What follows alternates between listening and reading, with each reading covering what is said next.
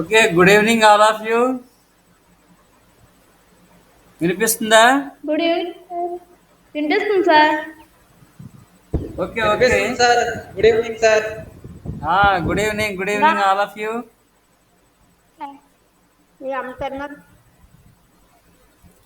మనకి map pointing ఒకటి ఉంది కదా.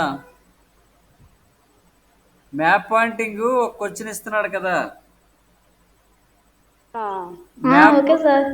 మీరు ఇంటర్మీడియట్ లో మ్యాప్ పాయింటింగ్ సంబంధించి మీకు కొంత ఎక్స్పీరియన్స్ ఉంది. మ్యాప్ పాయింటింగ్ విషయానికి వస్తే మనకి ఇవ్వబోయేవి ఏంటంటే మౌర్య సామ్రాజ్యంలో అశోకుడు తాలూకా సామ్రాజ్యం, అశోకుడు సామ్రాజ్యం గురించి అడుగుతాడు. అంటే అతని తాలూకా సామ్రాజ్య విస్తీర్ణం, మౌర్య సామ్రాజ్యానికి సంబంధించిన ముఖ్యమైన ప్రదేశాలు అడుగుతాడు. లేదంటే శాతవాహనుల కాలం నాటి గౌతమిపుత్ర శాతకర్ణి సామ్రాజ్య విస్తీర్ణం గుర్తించి ముఖ్యమైన ప్రదేశాలను కూడా గుర్తించమని అడుగుతాడు మామూలుగా. ఓకే. అందులో ముఖ్యంగా మనం ఎక్కువగా తరచుగా ఇప్పుడు మన ఫస్ట్ టైం ఇది డిగ్రీలో ఇంతకుముందు మ్యాప్ పాయింటింగ్ అనేది లేదు. మీ బ్యాచ్కి కొత్త సిలబస్ని అనుసరించి మీకు మ్యాప్ పాయింటింగ్ అనేది ఇస్తామని అన్నాడు. కాబట్టి మనం ముందస్తు చర్యగా మన జాగ్రత్త కొలది మనం ఏంటంటే మ్యాప్ పాయింటింగ్ ఒకసారి చూసుకొని వెళ్ళడం చాలా మంచిది. అందుకోసమని మీరు దాన్ని నెగ్లెక్ట్ చేయకుండా అసలు మీరేమనుకుంటారంటే అది ఇస్తారో ఎవరోలే ఎందుకులే అనుకొని మీరు ఎగ్జామ్కి వెళ్ళిపోతే తీరా ఇచ్చాడు అనుకోండి, హిస్టరీ మాస్టర్ మ్యాప్ పాయింటింగ్ చెప్తానని లాస్ట్ మినిట్లో చెప్పకుండా అయిపోయింది టైము, అదే ఇచ్చేసాడు అని మీరు ఫీల్ అవుతారు. తర్వాత మళ్ళీ నన్ను అడుగుతారు, సార్ లాస్ట్ మినిట్లో మీరు చెప్తామని చెప్పలేదు అనుకుంటారు. అందుకోసమని మ్యాప్ పాయింటింగ్ మీద కూడా కాస్త దృష్టి పెట్టండి. అశోకుడి సామ్రాజ్యంలో ముఖ్యంగా మనకి ఆ చివరి పాండ్య రాజ్యం, చేర రాజ్యం, చోళ రాజ్యం అంటే ఇప్పుడు ప్రజెంట్ తమిళనాడు తీరం, కేరళ తీరం అది మినహా మిగతా భారతదేశం అంతటా కూడా అశోకుడి సామ్రాజ్యంలో కలిసి ఉంది. అంతకుముందు చంద్రగుప్త మౌర్యుడి కాలంలో అయితే కళింగ ప్రాంతం కలిసి లేదు.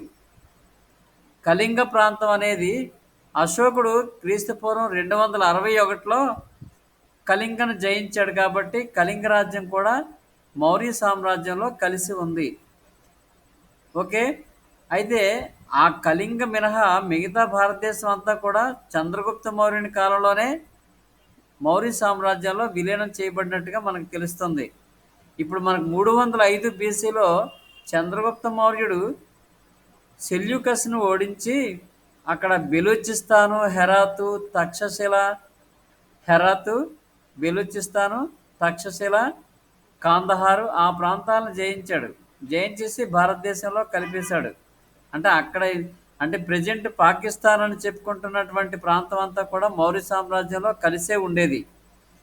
ఒక కళింగ మినహా కళింగ ప్రాంతం తర్వాత ఇక దక్షిణ భారతదేశంలో ఈ కేరళ తీరం, తమిళనాడు తీరం అంటే తమిళనాడు, కేరళ ఈ 2 రాష్ట్రాల ప్రాంతం మినహా మిగతా భారతదేశం అంతటా కూడా మౌర్య సామ్రాజ్యంలో అంతర్భాగంగానే ఉందని చెప్పవచ్చు మనం. సో అక్కడ ఆ చివరి ప్రాంతాల్లో మనం ఒక లైన్ కిందకి అది మినహాయించి మిగతా భారతదేశం అంతా కూడా మౌర్య సామ్రాజ్యం అశోకుడి కాలానికి చెందింది అని మనం చెప్పొచ్చు. మరి అశోకుడి కాలంలో మనకి మ్యాప్ పాయింట్కి సంబంధించి ముఖ్యమైన ప్రదేశాలు ఏమిటి అని ఆలోచిస్తే పాటలీపుత్రం అంటే మొదట మగధ అనేది రాజధాని.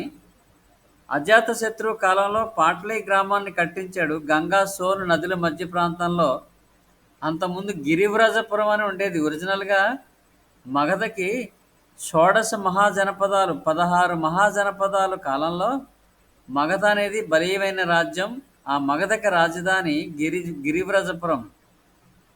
అంటే కొండల నడుమ ఉండేది, పర్వతాల మధ్యలో ఉండేది, అందుకనే గిరివ్రజపురం అని ఉండేది అని రాజధాని మొదట్లో ఉండేది మగధకి. ఆ తర్వాత హర్యంక వంశ రాజైనటువంటి అజాతశత్రువు ఈ గంగా సోన్ నదుల మధ్య ప్రాంతంలో ఈ పాట్లీపుత్ర గ్రామానికి పునాదులు వేస్తాడు. ఆ కొత్త ఆ, రాజధానికి అంకురార్పణ చేస్తాడు. ఆ తర్వాత వచ్చినటువంటి ఉదయనుడు పాట్లీపుత్రాన్ని పూర్తిగా నిర్మించి రాజధానిని గిరివ్రజపురం నుంచి పాట్లీపుత్రానికి మార్చడం జరిగింది. ఓకే, అప్పటి నుంచి పాట్లీపుత్ర గ్రామం అనేది రాజధానిగా అవతరించింది.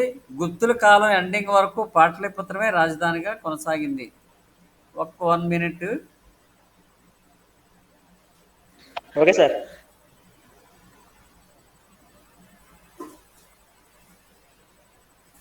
ఓకే, తర్వాత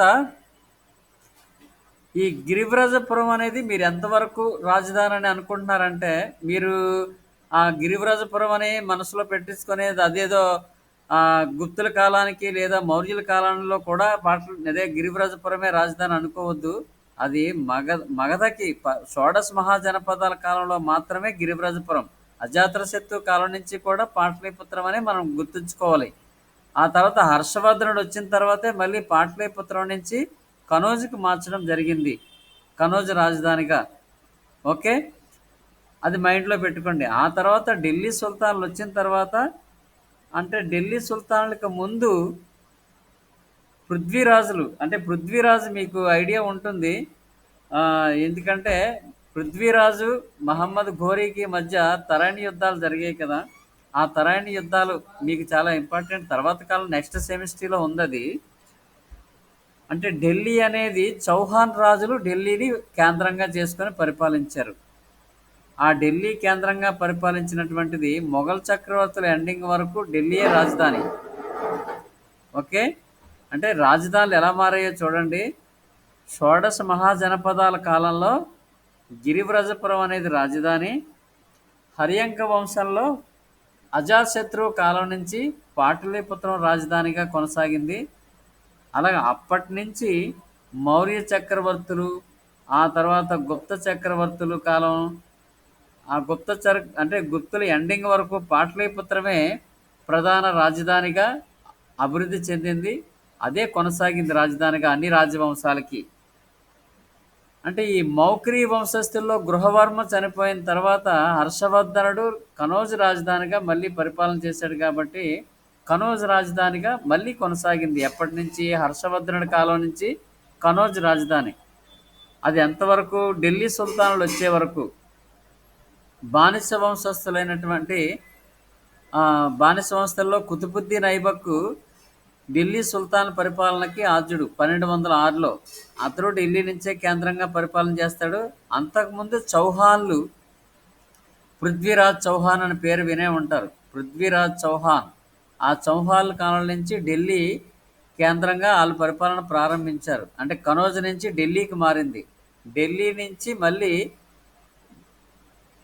ఆంగ్లేయులు కలకత్తా నుంచి కొన్నాళ్ళ పాటు పరిపాలన చేశారు. కలకత్తా నుంచి ఆంగ్లేయులు కొన్నాళ్ళ పాటు పరిపాలన కొనసాగించారు. ఆ తర్వాత మళ్ళీ ఢిల్లీకి మారింది 1911లో.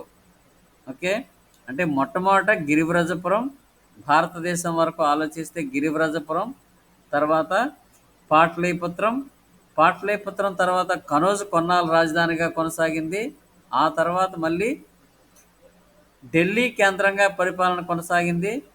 ఆ తర్వాత బ్రిటిష్ వాళ్ళు వచ్చిన తర్వాత ప్రారంభంలో కలకత్తా రాజధానిగా కొనసాగింది. కలకత్తా నుంచి 1911లో ఢిల్లీకి మళ్ళీ రాజధానిగా మారింది. అప్పటి నుంచి ఇప్పటి వరకు ఢిల్లీయే రాజధాని భారతదేశానికి. ఓకే, ఇది మీరు ఒక ఆర్డర్లో లింకప్లో రాసుకోవాలి మీరు. ప్రారంభం అంటే మగధ రాజధాని గిరివ్రజపురం డాష్ పెట్టి, అంటే యారో మార్కులా పెట్టి, ఆ తర్వాత హర్యక వంశంలో అజాతశత్రు దగ్గర నుంచి మళ్ళీ పాటలీపుత్రం అని పెట్టి, అక్కడి నుంచి మళ్ళీ కంటిన్యూస్గా ఎప్పటి వరకు? హర్షవర్ధనుడి కాలం వరకు పాటలీపుత్రమే. హర్షవర్ధనుడి కాలం నుంచి కనోజ్ అని పెట్టి, హర్షవర్ధనుడు అని పెట్టి, మళ్ళీ యారో మార్కు పెట్టి, ఆ తర్వాత చౌహానులు పృథ్వీరాజ్ చౌహాన్ ఉన్నాడు కదా, అదే చౌహానులు. ఆ చౌహానుల కాలం నుంచి ఢిల్లీ పరిపాలన, అక్కడి నుంచి మళ్ళీ అంతవరకు ఈ మొఘల్ చక్రవర్తుల ఎండింగ్ వరకు ఢిల్లీయే కేంద్రం.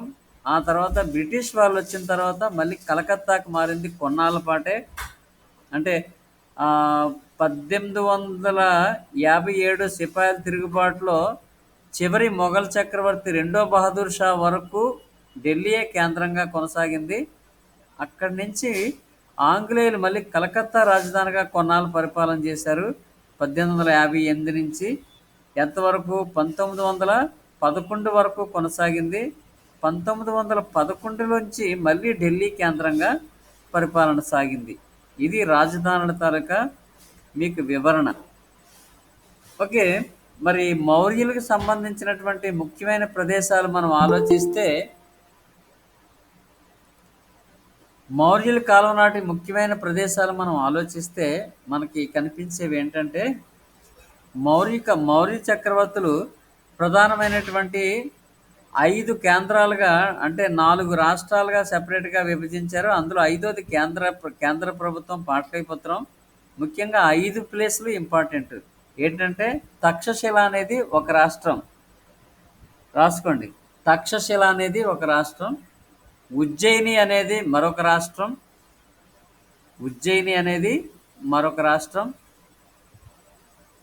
రైట్ డౌన్, అది రాయండి. తక్షశిల, ఉజ్జయిని.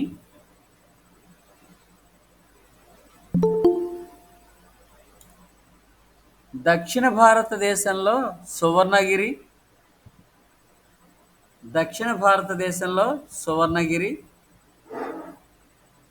తూర్పున తోసలి, సెంట్రల్లో క్యాపిటల్ పాటలీపుత్రం. మొత్తం 5 ప్రాంతాలు ముఖ్యమైన రాష్ట్రాలుగా మనం చెప్పుకోవచ్చు. ఆ రాష్ట్రాల్లో ముఖ్యంగా ఏంటంటే ఈ రాజకుమారులు, బంధువులు, నోబుల్స్నే గవర్నర్లుగా నియమించేవాళ్ళు ఈ 5 ప్రాంతాలకి. కేంద్రంలో పాటలీపుత్రం అయితే చక్రవర్తి ఉండేవాడు. అలాగే తక్షశిల, ఉజ్జయిని, సువర్ణగిరి, తోసలి ఈ ప్రాంతాల్లో రాకుమారుని గవర్నర్లుగా నియమించడం అనేది ఒక ముఖ్య ఆచారం. రాకుమారులు కాకపోతే చక్రవర్తి తాలూకా చిన్నాన్న, పెదనాన్నలు లేదా బ్రదర్స్ తాలూకా కుమారులు, ఆ నోబుల్ ఫ్యామిలీకి చెందినటువంటి వాళ్ళనే అక్కడ గవర్నర్లుగా నియమించడం అనేది ఒక ముఖ్య ఆచారం. ఎందుకంటే గవర్నర్ అనేవాడు చాలా ఉన్నతమైన పోస్ట్. అది ఒక రాష్ట్రాన్ని అంతటినీ తన అధీనంలో ఉంచడం అనేది. అది మనకి మీకు మౌర్యుల గురించి చెప్పినప్పుడు ఒక విషయం చెప్పాను మీకు. ఏంటది? తక్షశిలలో సుమన్, నాట్ ఉదయన్, తక్షశిలలో సుమన్ అనే అతను, అంటే అశోకుడు తాలూకా అన్న సుమన్ అనే వ్యక్తి గవర్నర్గా వ్యవహరించేవాడు. ఉజ్జయిన్లో అశోకుడు గవర్నర్గా వ్యవహరించేవాడు. ఎవరి కాలంలో? బిందుసారుడి కాలంలో. బిందుసారుడు ఎవడు? చంద్రగుప్త మౌర్యుని కుమారుడు బిందుసారుడు. బిందుసారుడు తాలూకా కుమారుడు అశోకుడు తాలూకా అన్న సుమన్. ఇది మీకు ఆర్డర్. మౌర్య సామ్రాజ్య స్థాపకుడు చంద్రగుప్త మౌర్యుడు. చంద్రగుప్త మౌర్యుడు తాలూకా కుమారుడు బిందుసారుడు కుమారుడు అశోకుడు అన్న సుమన్ తక్షశిల రాజధాని, అదే తక్షశిలకి అధికారి లేదా గవర్నర్. ఉజ్జయినికేమో అశోకుడు గవర్నర్. అయితే తక్షశిలలో ఆ టైంలో లా అండ్ ఆర్డర్ ప్రాబ్లం వచ్చి తిరుగుబాట్లు జరగడం వలన ఆ ప్రాంతంలో తిరుగుబాట్లు అణచివేయడానికి బిందుసారుడు అశోకుడిని పంపిస్తాడు ఉజ్జయిని నుంచి తక్షశిలకి. ఓకే, అందుకని మీకు ఉజ్జయిని, తక్షశిల కంపల్సరీగా అడుగుతాడు అశోకుడి కాలంలో. ఆ తర్వాత దక్షిణ భారతదేశంలో ఈ చివరి స్థానం సువర్ణగిరి. అంటే ఈ దక్షిణ భారతదేశానికి ఒక కేంద్ర బిందువు, కేంద్ర ప్రాంతం. అంటే దక్షిణ భారతదేశంలో ప్రధాన రాష్ట్రానికి కలిగిన కేంద్రం సువర్ణగిరి అంటారు. ఆ తర్వాత తూర్పు భారతదేశంలో ఒరిస్సా దగ్గర తోసలి, సెంట్రల్ గవర్నమెంట్ పాటలీపుత్రం. ఈ ప్రాంతాలు కంపల్సరిగా మీకు తెలియాలవి. సో మీకు స్క్రీన్ షాట్ చేసి ఇప్పుడు మీకు చూపిస్తాను. మామూలుగా వివరిస్తున్నాను మీకు. పాటలీపుత్రం అనేది అజాతశత్రు కాలం నుంచి రాజధాని అయిందని చెప్పాను. ఓకే, ఇప్పుడు స్క్రీన్ షాట్ మీకు షేర్ చేస్తాను, మామూలుగా చూడండి.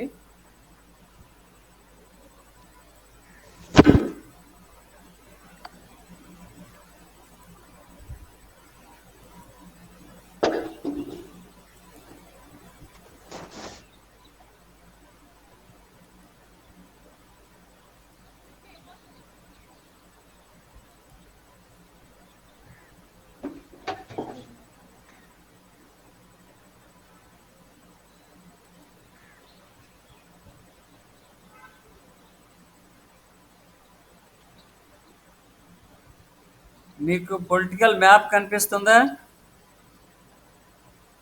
కనిపిస్తుంది సార్. ఓకే, ఇందులో కనిపిస్తుంది సార్. ఓకే ఓకే సార్ ఆయన క్లాస్ లేదండి. యారో మార్కు సువర్ణగిరి, ఇక్కడ నేను యారో మార్క్ పెట్టాను. ఇది మన కంప్యూటర్లో మీకు చూపిస్తున్నాను. మామూలుగా సువర్ణగిరి ఇక్కడ యారో మార్క్ కనిపించిందా లేదు చూడండి. ఇది కనబడింది సార్. ఇదిగో రెడ్ మార్క్ ఇక్కడ ఉంటుంది. ఇది సువర్ణగిరి. ఇది మౌర్య సామ్రాజ్యానికి దక్షిణంగా ఉన్నటువంటి రాష్ట్రం. ఇది ఇక్కడ ఇలాగ ఇక్కడ ఇలా గీత చూడండి. ఇక్కడ చోళ, పాండ్య, కేరళ పుత్రాస్.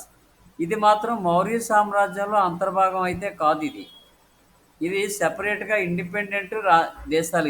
ఇది చోళులు, పాండ్యులు, కేరళ పుత్రాస్, ఈ ముగ్గురు. కానీ పైన ఉన్నటువంటి సత్యపుత్రాస్ కూడా అశోకుడి శాసనాల్లో మెన్షన్ చేయబడింది.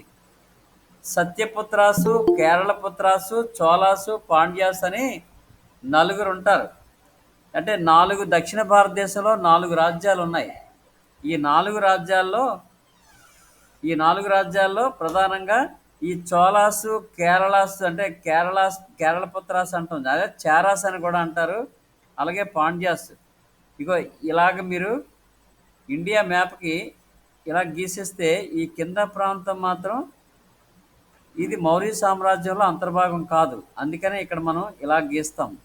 ఇలా గీసాక ఈ పై ప్రాంతం అంతా కూడా ఇలాగా, అంటే గతంలో అంటే పాకిస్తాన్తో కలిసిన ప్రాంతం కూడా అశోకుడి సామ్రాజ్యంలోనే ఉంది. ఇలాదంతా కూడా మనకి ఇక్కడైతే ఇది గుజరాత్. ఇది ఇలాగ ఇండియా మ్యాప్ అంటే ఇలా వస్తుంది.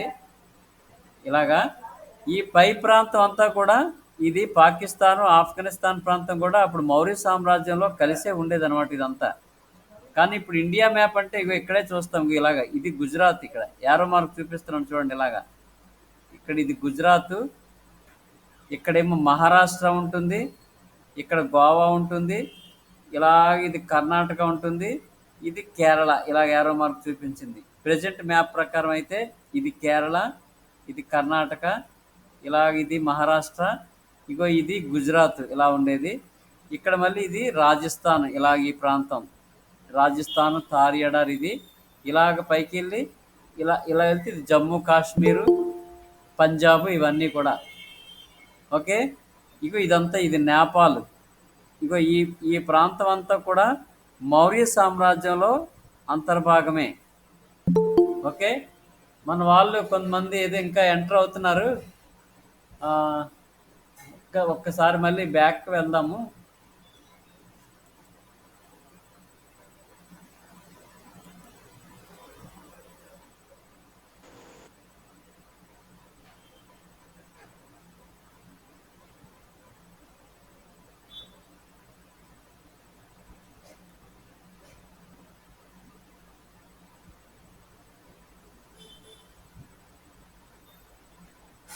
మళ్ళీ చూపిస్తాను మీకు. అంటే ఈ మధ్యలో కొంతమంది ఎంటర్ అవ్వడానికి ప్రయత్నం చేస్తున్నారు కదా, అందుకోసమని కాస్త మీకు చిన్న బ్రేక్ ఇచ్చాను.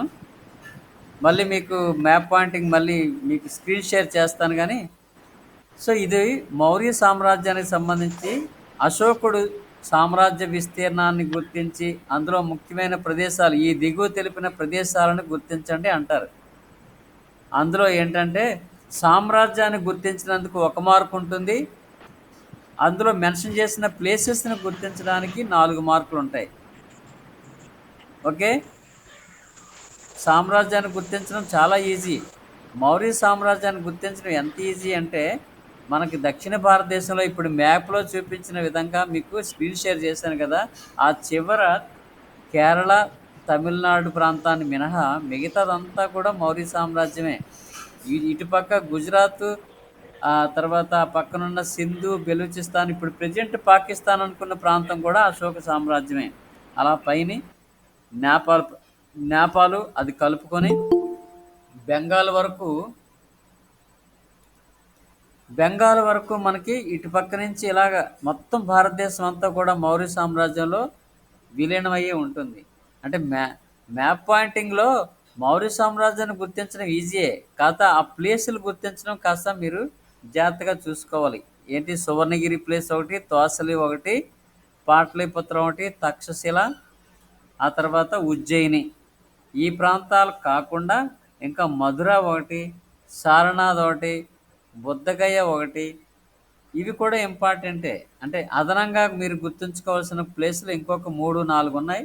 అయితే ప్రధానంగా గుర్తుంచుకోవాల్సినవి మీకు చెప్పాను కదా, పాటలీపుత్రం రాజధాని, అలాగే తక్షశిల, ఉజ్జయిని, సువర్ణగిరి, తోసలి. ఇవి మైండ్లో చాలా జాగ్రత్తగా గుర్తుంచుకోండి. ఈజీగా మీరు గుర్తించవచ్చు ఈ సామ్రాజ్యం విషయానికి వస్తే. ఇక ఆ తర్వాత మనల్ని అడగడానికి అవకాశం అనేది శాతవాహనుల కాలంలో గౌతమిపుత్ర శాతకర్ణి సామ్రాజ్యాన్ని గుర్తించి ముఖ్యమైన ప్రదేశాలను గుర్తించమంటాడు. అంటే శాతవాహనుల కాలంలో ముఖ్యమైన ప్రదేశాలు ఏంటి, వాళ్ళ రాజధానులు ధాన్య కటకం ఒకటి, ప్రతిష్టానపురం, ఆ రెండు ప్రధానమైనవే. ప్రతిష్టానపురం ఒకటి, గోదావరి నది ఒడ్డున ఉన్నటువంటి ప్రతిష్టానపురం, ధాన్య కటకం, అమరావతి, కార్లే, కన్హేరి. ఓకే, ఇవి ఈ ప్రాంతాలు గుర్తుంచుకుంటే సరిపోతుంది. ప్రధానంగా రాజధానులు, సామ్రాజ్యాన్ని గుర్తించడం. ఇంకా కార్లే, కన్హేరి వెస్టర్న్ ఘాట్స్లో శాతవాహనుల కాలంలో నిర్మించినటువంటి బౌద్ధ మతానికి చెందిన చైత్యాలు, విహారాలు మరియు స్తూపాలు. అమరావతిలో స్తూపం ఉంది కదా, అందుకని అమరావతిని గుర్తించమంటారు. ప్రతిష్టానపురం, ధాన్యకటం గుర్తించమంటారు. ఇంకా గుజరాత్ ప్రాంతంలో సౌరాష్ట్ర ప్రాంతాన్ని గుర్తించమంటారు. ఓకే, శాతవాహనులు ఒకటి ఇంపార్టెంట్. ఆ తర్వాత గుప్త చక్రవర్తుల తాలూకా మ్యాప్ ఒకటి చూస్తాం, గుప్తుల తాలూకుది. గుప్తుల కాలంలో చాలా ప్రదేశాలు ఉంటాయి. గుప్తుల కాలంలో ప్రధానంగా పాటలీపుత్రం ఉంది, కనోజు ప్రాంతం ఉంది, తర్వాత సాంచి ఉంది, ఉజ్జయిని ఉంది, తక్షశిల ఉంటుంది. ఓకే, తర్వాత స్థానేశ్వరం ఒకటి ఉంటుంది గుప్తుల కాలానికి.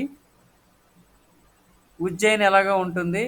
ఈ ప్రాంతాలు గుప్తుల కాలానికి చెందింది. ఇక మనం ఈ 3 మ్యాప్లు చూసుకోగలిగితే చాలు, అందులో కంపల్సరిగా మౌర్య సామ్రాజ్యానికి సంబంధించిన మ్యాపే వచ్చేస్తుంది. తప్పితే మనకి అదనంగా శాతవాహనంలో గౌతమిపుత్ర శాతకర్ణి, గుప్తుల కాలానికి సంబంధించినటువంటి రెండో చంద్రగుప్తుల కాలం నాటి మ్యాప్ పాయింటింగ్ గుప్త సామ్రాజ్యాన్ని గుర్తించి అందులో ముఖ్యమైన ప్రదేశాలను కూడా గుర్తించమని అడుగుతాడు. ఓకే, మళ్ళీ మీకు ఒకసారి స్క్రీన్ షేర్ చేస్తాను, చూడండి.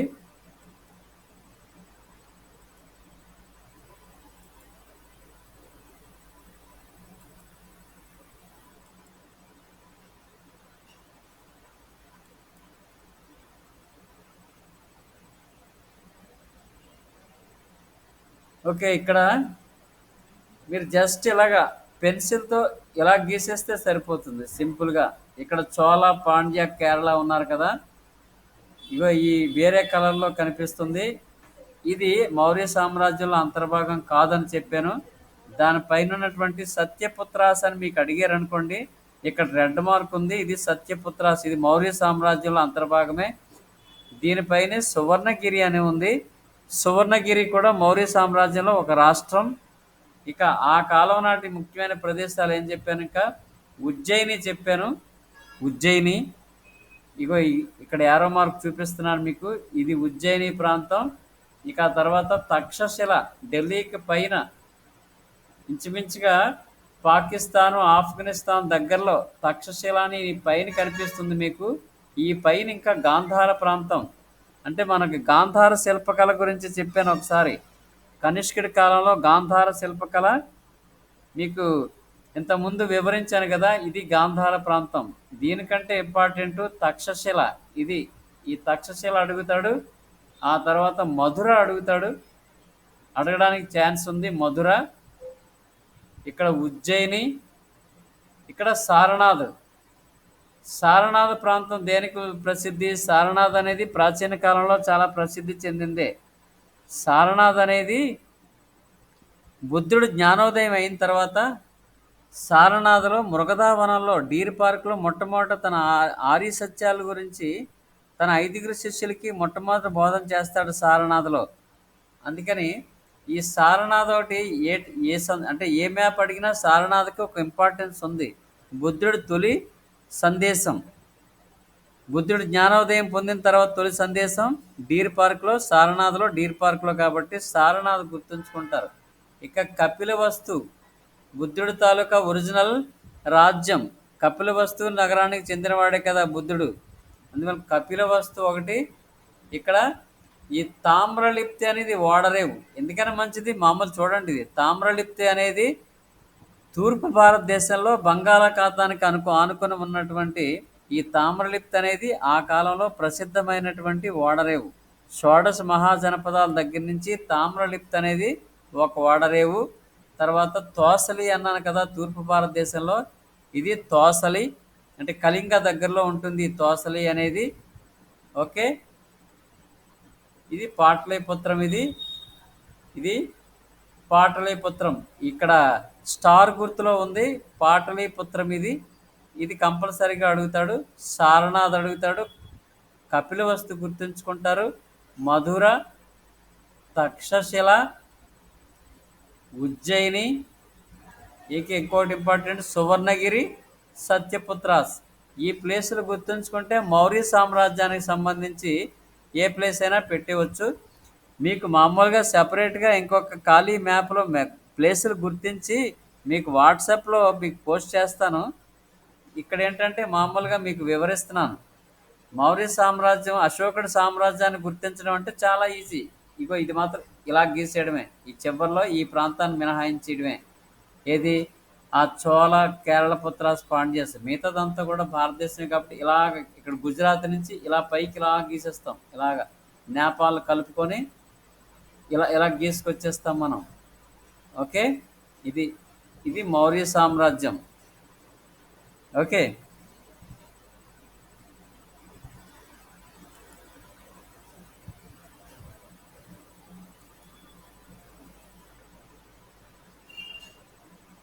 ఓకే, ఇది మౌర్య సామ్రాజ్యానికి సంబంధించినటువంటి ముఖ్యమైన ప్లేసులు రాసుకున్నారో లేదో మరి ఇప్పటివరకు చెప్తున్నాను కదా, ప్లేసులు నోట్ చేసుకోవాలి. సువర్ణగిరి, తక్షశిల, ఉజ్జయిని, పాటలీపుత్రం, తోసలి, ఇవి ప్రధాన ప్లేసులు. ఇంకా అదనంగా సారనాథ్ రాసుకుంటారు అదనంగా. బుద్ధగయ రాసింది సార్. ఓకే, ఏంట్రా బుద్ధగయ చెప్పారు కదండి. బుద్ధగయ బీహార్లో పాటలీపుత్రం దగ్గరలో ఉంటుంది. బుద్ధగయ అది బుద్ధుడికి సంబంధించి జ్ఞానోదయం పొందినటువంటి ప్రాంతం బుద్ధగయ అనేది. అది కూడా ఫేమస్సే. అది కూడా అడగడానికి ఛాన్సెస్ ఉన్నాయి.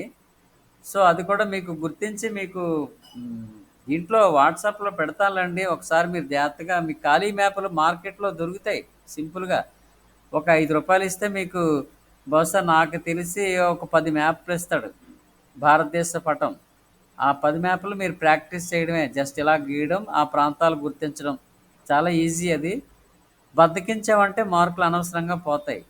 కాబట్టి మీరు బద్దకించకుండా ఒకసారి ఖాళీ మ్యాప్లు తీసుకొని సింపుల్గా ఒక ప్రాక్టీస్ చేయండి.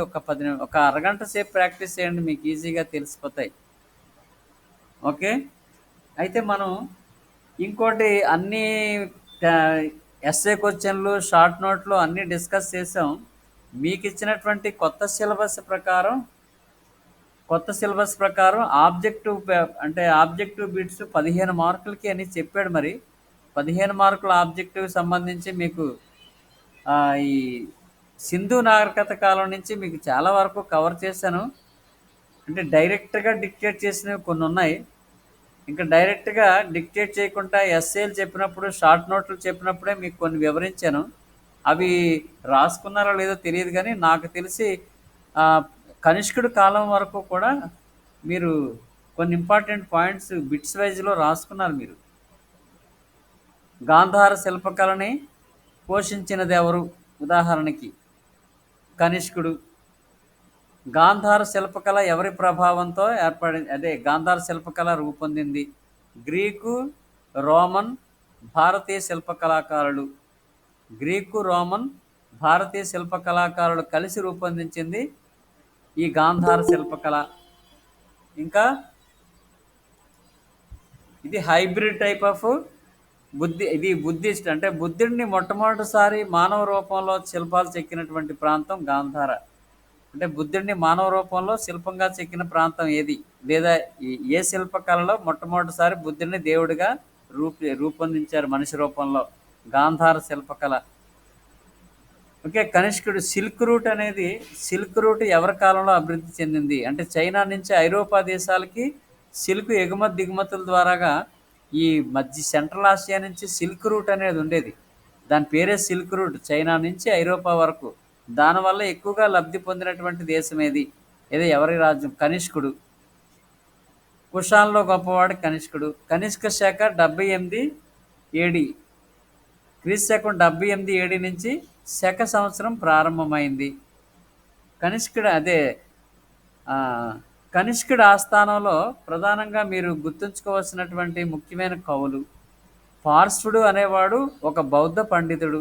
పార్శ్వుడు అనే బౌద్ధ పండితుడు ఎవరి ఆస్థానంలో ఉండేవాడు? అది అడుగుతాడు. అశ్వఘోషుడిని మగధ నుంచి తీసుకొని వెళ్తాడు. మగధ ప్రాంతం నుంచి, అంటే మగధ మీద దండయాత్ర చేసి పురుషపురాన్ని తీసుకెళ్తాడు. కనిష్కుడి తాలూకు రాజధాని పురుషపురం కదా. పురుషపురాన్ని తీసుకెళ్తాడు అశ్వఘోషుడిని. ఈ అశ్వఘోషుడు 4వ బౌద్ధ సంగీతికి ఉపాధ్యక్షుడిగా వ్యవహరిస్తాడు కదా. ఇతడు గొప్ప నాటకకర్త. సంస్కృతంలో అద్భుతమైన నాటకాలు రచించాడు అశ్వఘోషుడు. సో అశ్వఘోషుడి గురించి అడగడానికి అవకాశం ఉంది. తర్వాత చరకుడు ఎవరి ఆస్థానంలో ఉండేవాడు? కనిష్కుడి ఆస్థానంలో. చరకుడు రాసిన గ్రంథం చరక సంహిత. ఓకే. ఆ తర్వాత ఆచార్య నాగార్జునుడు ఎవరి ఆస్థానంలో ఉండేవాడు? కనిష్కుడి ఆస్థానంలోను. కనిష్కుడి కంటే ఇంకా యజ్ఞశ్రీ శాతకర్ణి, శాతవాహన రాజుల్లో యజ్ఞశ్రీ శాతకర్ణి ఆస్థానంలో కూడా ఆచార్య నాగార్జునుడు ఉండేవాడు. అసలు ఆచార్య నాగార్జునుడి మీద సెపరేట్గా ఒక క్వశ్చన్ వస్తుంది. ఎలాగంటే ప్రజ్ఞాపారమిత అనే గ్రంథాన్ని రచించింది ఎవరు? మహాయాన బౌద్ధ మతానికి ఆద్యుడు ఎవరు? నాగార్జునుడే. ఆచార్య నాగార్జునుడే మహాయాన మతానికి ఆద్యుడు. ఇండియన్ ఐన్స్టీన్ అని ఎవరిని అంటారు? ఆచార్య నాగార్జునుడిని. అది ఇంపార్టెంటే. ఓకే.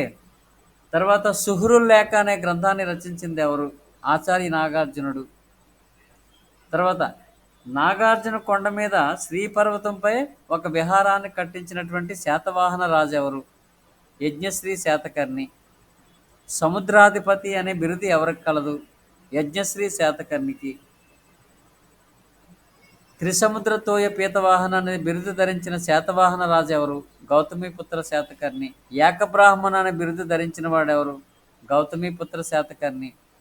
గౌతమి బాలశ్రీ వేయించిన నాసిక్ శాస్త్రం ఎవరి గురించి తెలియజేస్తుంది? గౌతమిపుత్ర శాతకర్ణి గురించి.